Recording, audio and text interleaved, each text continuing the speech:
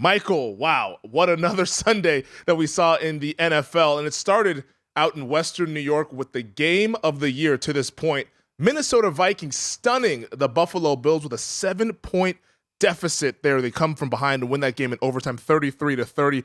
Just the final drive of the fourth quarter had plots and twists and turns alone, but just the game from the start there with Josh Allen surprisingly playing in this game. What a game as the Vikings improved to 8-1, man. Well, I mean, look, you got to give them credit. I mean, they battle, they fight through it, they do what they have to do. But it's interesting to me, a couple things about this game. First, on our show in the morning, like this whole notion that he wasn't going to play is almost comical. When they didn't bring Barkley up, the line shifted, as you saw. Mm-hmm. The line went up almost, it closed, I think, at some 7.5s in some shops, and so it moved way up there. So we knew he was going to play. The fact he didn't come out for pregame warmup was almost even more comical because they weren't going to show their hand. They weren't going to tilt what they were going to do. So for me, I felt like, and I said it on our show. I said, look, when you get dressed, you're not the backup quarterback. If you're either going to play or you're not. So he was going to play, and obviously he threw the ball. I didn't see any deficiencies in his arm whatsoever. No. What I saw was deficiencies in the Bills' defense and the Bills' decision-making. I mean, you're up 27-10 at home against a team that's playing outdoors, that's an indoor team, on the second road game, a second week of a road game, and you can't close that game out, and and you get Kirk Cousins, who gives you 2 picks, and he fumbles twice in the game, and you don't get those fumbles. I mean, I don't know if you have anybody to blame but yourself. And when the game was, when they don't get the ball on the 1-yard line, when they get the ball on the 1-yard line, Femi, if you're holding a ticket for 3.5 with Buffalo, like I recommended on Chris Russo's show, I'm thinking, okay, that game's over. The game's over. You're going to, it's over. 50 seconds, they don't have a timeout. You're going to win the game. And yet somehow this play, I don't know how this play hasn't become immortalized like the Miracle of the Meadowlands. I really don't. Do you remember that, the Miracle of the Meadowlands, where Pisarcik?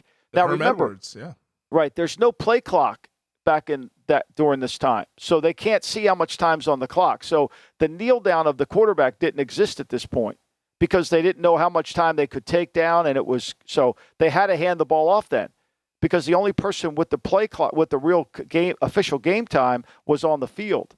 They changed that rule the next year. So so you stop them. There's a stoppage of play. We go to TV timeout. You're not going to be in shotgun. So why don't you take snaps with Mitch Morse under center off to the sideline? Make sure that you got that handled, because that's going to be the most important play of the game, is the quarterback exchange, right? It's going to be the most important play of the game. And yet you fumble it, and they pick up the recovery, and it is. Like, how is this not the Miracle of Lake Erie? I think as we move forward, it's going to be, especially based on what happens toward the second half of the season. If it ends up propelling Minnesota to getting a 1 seed or having a really good playoff run, and if this kind of is the beginning of the demise for Buffalo here, but I think we're still a long ways away from that. But like you said, like that was the first thing that came to my mind, is like, oh my goodness, like this is Miracle in the Meadowlands, what we saw with Herm Edwards running that back for the touchdown for the Eagles, to fumble that ball, and then for Minnesota to also recover it in the end zone. I had never seen anything like that, because I wasn't alive during the Miracle in the Meadowlands. I've seen the NFL Films footage of that, but to see that live was out of control after that defense got the stop on 4th and inches, denying Kirk Cousins on the QB sneak. I mean, like, I just don't understand how it goes. Like, how do you do that, right? How does that happen? It's day one stuff. Okay, so, I mean, like, seriously, Buffalo gets the ball. I'm just trying to see if they had any timeouts left. I don't think they did. Timeout number 2, timeout. I think Minnesota was out of timeouts, Minnesota right? was out. Yep.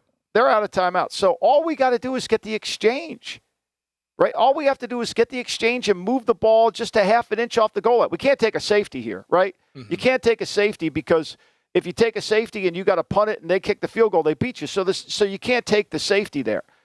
But why can't you just practice the snaps on the sideline, take the snap exchange, and go forward with the ball? Like, how hard is that? And then I don't understand how he's not catching heat I want to get this perfectly lined up here, but there was a time in the game where. No, let me go here, Femi. So you talking about Josh Allen here? No, I'm talking about the Buffalo Bills. I'm talking about when Buffalo turned down the field goal.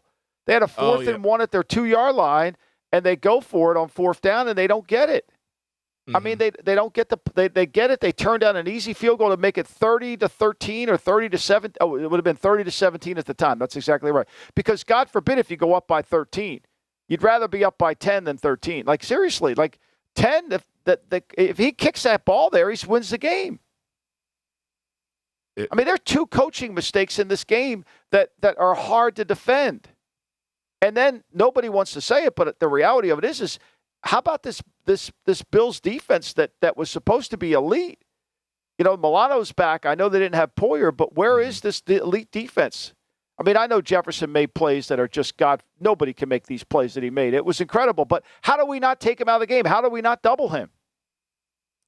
It was really staggering to see Buffalo's defense there in that second half. Buffalo now, Michael, has been outscored 43-12 after halftime in the last 3 games this season. So it's been something that's been happening after the 30-minute break there. And the Bills, in their defense has been banged up in the secondary. You mentioned no Jordan Poyer, Tre'Davious White, probably a week away or so from coming back and making his debut this season. Also, Kaiir Elam, their first-round pick, was out the corner for that game. So they were depleted in that secondary, already missing Micah Hyde as well.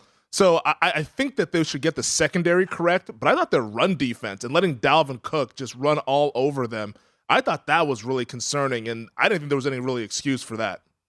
No, there's no excuse. You give up an 81-yard touchdown run?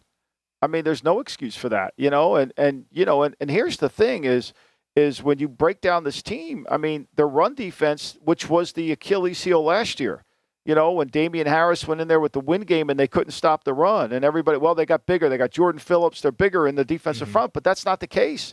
I mean, Minnesota, you know, when you break the game down and you really study it, Minnesota did everything to lose the game. They had 20 incompletions, right? They had 20 incompletions, but at the end of the day, Buffalo, they had 28 plays in the fourth quarter. They punted, they had 2 interceptions, a fumble, and they still scored 4, and they had 14 first downs. I mean, that's why they lose the game. That you can't turn the ball over in the fourth quarter. And it's inexcusable to turn that ball over on a snap. I mean, that's just like poor John McVay, the great John McVay who passed away 2 weeks ago. He got fired from the Giants for the miracle in the Meadowlands. I'm not saying McDermott should get fired, but I think McDermott should have had an answer for some questions about why didn't he kick the field goal to go up 13.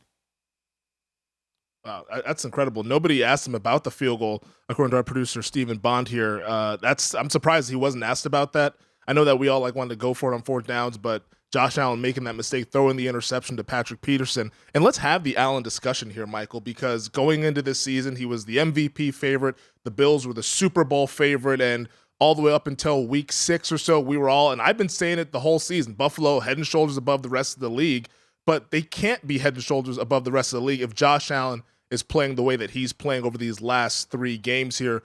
What do you think is going on? Like, is there maybe an injury? This elbow thing has happened prior to the Jets game, and maybe that's why he isn't playing well? Or is he just simply just not playing well right now? I think he's making bad decisions with the football. I mean, I think there's no way around it. I think that's the only way you could look at it. Like he's not protecting the ball. He's got 10 interceptions. He's 2.9% of interceptions. He fumbles the ball. He's still their leading rusher. But at the end of the day, you know, he's not being able to make the plays that he has with his arm. And what makes it more alarming is he's turning the ball over and giving points to the other team and taking points away from himself. Yeah. And I don't see how, you know, to me, part of he's certainly a great player, but his decision-making has been really suspect. It has nothing to do with an elbow injury. There's nothing to do with it. It's poor decision-making. Like, you know, what are we trying to get done here? Why are we throwing the ball there? Like, we're too experienced. Like, you just don't have to make the play. Yeah, it's. I don't know if it's a lack of situational awareness or it's just not knowing the necessary plays that need to be made to ultimately win the games there. Because like he has all the splash plays, even that final drive to lead him down the field to kick the field goal there. You see the talent, you see the mobility and all that stuff, the playmaking ability that he has. But some reason, and especially in the red zone, we saw it with the interception last week against the Jets, then another time here with Patrick Peterson with another interception here. I want to get to the Vikings because this is a team that I've been kind of cool on throughout this season. I've been saying, hey, they're a little inflated by their record, and I think we should have some positive Vikings talk here on the podcast because this is the win of the season right now, going into the Buffalo Bills home and getting a victory there. Now they're 8-1, Michael. I mean, Justin Jefferson, you talked about it on that final drive. Unbelievable. 10 catches, 190 yards, a touchdown. He's thrown his hat into the conversation for Offensive Player of the Year. But this Vikings team, it just seemed like they are able to make the necessary plays. Now 7-0 in one-score games this season, man. Do you think that this team is a legitimate contender moving forward after what you saw yesterday? Well, look, I mean, they have gotten better each week. They've won a lot of close games. I mean, it's like, and they've been able to make the plays when they've had to make the plays. And I think that's, okay, let's take the Raiders who can't make plays when they have to make plays, and Minnesota who make plays when they have to make plays. One team's 8-1, the other team's 2-7. So it really comes to, and in the fourth quarter, Minnesota's, but I mean, they're down 10. What were they down against the Commanders? They're down 17-7 in the fourth quarter. They come back and win that game, right? They were, in Miami, they play like absolute crap and win the game. They had I think they punted. They had 15 possessions of the game. They punted 13 times, and they're able to they find ways to win the game. I mean, Dalvin Cook, they've got good skill. Hawkinson gives them somebody. I think they play better defensively. I mean, they got that, they had a hard time getting out. I mean, Allen's running was the difference really in the game yesterday, the way he was able to move around and make plays. I don't think you can – I mean, the Minnesota got their butts kicked when they played Philly in week 2. They look like a completely different team right now. They do. Yeah. I mean, but, in fairness, though, in Buffalo, that 81-yarder, I mean, he has an 81-yard run, and then he's got 13 carries for 40 yards the rest of the game. I mean, he had one play.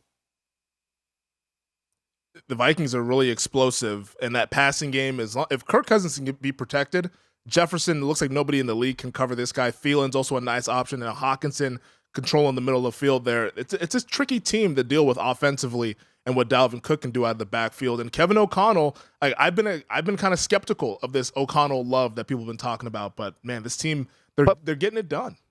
They are getting it done. They had 37 plays counting overtime. Fourth quarter and overtime, they had 37 plays. 14 first downs, they got 10 points. And they lost the ball on downs. I mean, at the end of the day, as much as we're talking about Minnesota, what are the odds that you are going to not only fumble at the 1-yard line? What are the odds that you're going to fumble at the 1-yard line, that you're actually going to recover it? What are the odds of that? What's the first thing a ninth grader does when he goes out to his first practice and he plays quarterback? He takes the quarterback exchange. Mm-hmm. Why wouldn't you just practice the quarterback exchange with Mitch? I don't know if they did. I didn't see it. But maybe Stephen Bond knows. But, I mean, you would think that before you went out there, you would say, hey, make sure we're nailed down on the quarterback exchange here. Right? Make sure we're nailed down on that. And then you fumble the quarter. I mean, all this love we want to give Minnesota. At the end of the day, give it to them. But they won. But, I mean, understand why they won. It's going to once in a million times. Once in a million. The bigger issue of this game isn't Buffalo lost. The bigger issue is when is Josh Allen going to stop turning the ball over, and when are they going to fix their fourth quarter problems? Because they're costing bettors money. It cost a lot of people money yesterday with the swings and all that stuff, with Allen in or out and all that stuff, but they end up losing the game 33-30 in overtime to the Vikings. Thanks for watching the GM Shuffle with Michael Lombardi, and for more videos like this, make sure to subscribe to VSiN Live and the GM Shuffle podcast with Michael Lombardi, presented by DraftKings and VSiN, wherever you get your podcasts.